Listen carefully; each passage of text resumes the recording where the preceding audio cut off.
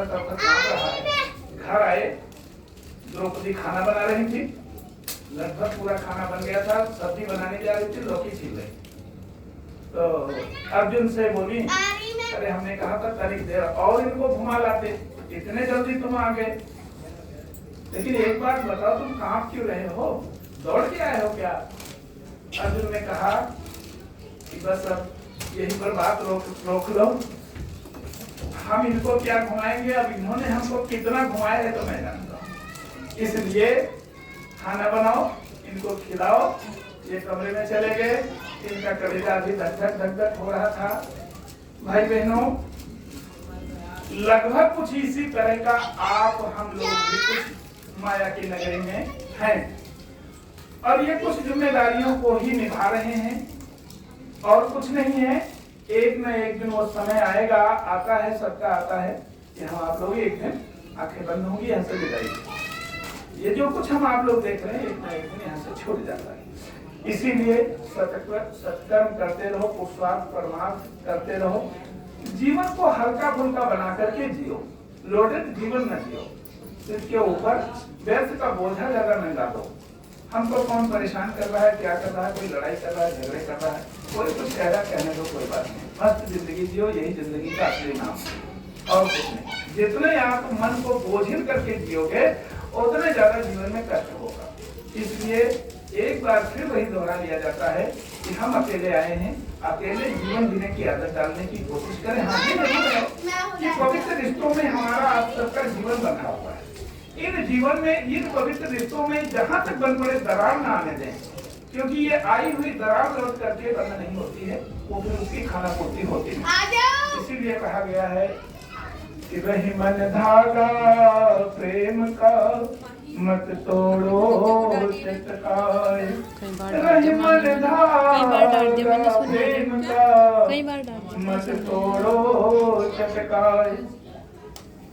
जोड़े से फिर ना जुड़े, जुड़े गांठ पड़ जाए। इसलिए पवित्र रिश्तों में जितना बन पड़े सहकारिता और प्रेम बना करके रखें, क्योंकि राधा और कृष्ण भगवान का अद्भुत प्रेम था। इसकी एक मिसाल है, अगर धरती पर कोई सबसे अधिक प्रेम करने वाला आया है, वो राधा और कृष्ण भगवान ही है। इसलिए भाई बहनों, हम सभी लोग अपने जीवन में खूब खुशियां बनाए रखें। जितने भी पवित्र रिश्ते हैं, अपने सभी रिश्तों में खूब स्नेह बनाए रखें। यही जीवन का सार है और कुछ नहीं है। 4 दिनों की जिंदगी है, फिर यहाँ से हम सब लोग विदा भी एक न एक दिन होंगे और फिर सब भूल जाते हैं, कोई याद नहीं करता। आप ही ध्यान देकर के देखो, हम अपने पिताजी का कितना ध्यान रख पा रहे हैं। जब पिताजी हैं तो ठीक है, नहीं है तो कितनी बार याद आते हैं, कहीं नहीं याद आती है। दादाजी की याद आती है, नहीं, उनकी भी याद नहीं आती है। क्यों? क्योंकि वो बीत गया मामला। इस तरह से हम लोग भी एक दिन एक ना एक दिन बीत जाएंगे, और बीत जाएंगे तो कोई नहीं याद रखेगा। और साथ में क्या जाना है, कर्म जाने हैं। कर्म, जितने अच्छे कर्म कर पड़े वो कर लो, यही जिंदगी के साथ जाने वाला। दूसरा सबसे बड़ी बात जानते हो क्या है? हम आप लोगों को भगवान ने धरती पर किस लिए भेजा है? इसलिए भेजा है कि पिछले जन्म में उन पापों को अगर हम धोना चाहें तो हम धो सकते हैं। तो इसलिए भाई बहनों, हम सभी लोग अपने जीवन पर पैनी दृष्टि रखें और इसे खूब सजाएं, खूब संवारें। क्योंकि एक बार और ध्यान दे लीजिए, कितनी योनियां बताई जाती हैं? 84 लाख योनियां। कितने हैं जीव जंतु? जलचर थलचर नभचर नाना, जलचर थलचर नभचर नाना, जे जड़ चेतन जीव जहाना, जे जड़ चेतन जीव जहाना। जलचर थलचर नभचर, यानी जल में, थल में और नभ में 3 जगह पर जीव जंतु रहते हैं। कितने हैं?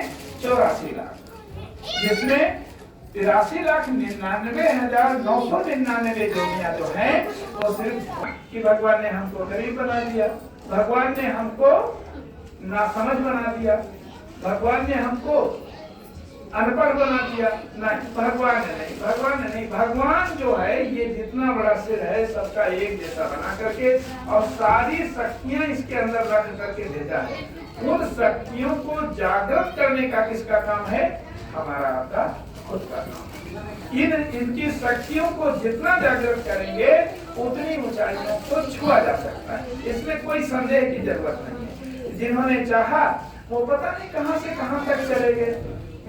आपने देखा था अभी वो अंतरिक्ष से कुछ यात्री वापस आए, जिसमें सुनीता विलियम्स भी थी अपने यहाँ की। 9 महीना 7 दिन केवल वहाँ आसमान में रह करके समय व्यतीत किया। आप अनुमान लगा लो, क्या कोई सामान्य बात है? हर कोई अपना अपना स्थान होता है। जल में रहने वाले जीवों को अगर जमीन पर लाओगे तो वो ज्यादा समय तक जीवित नहीं रह पाते।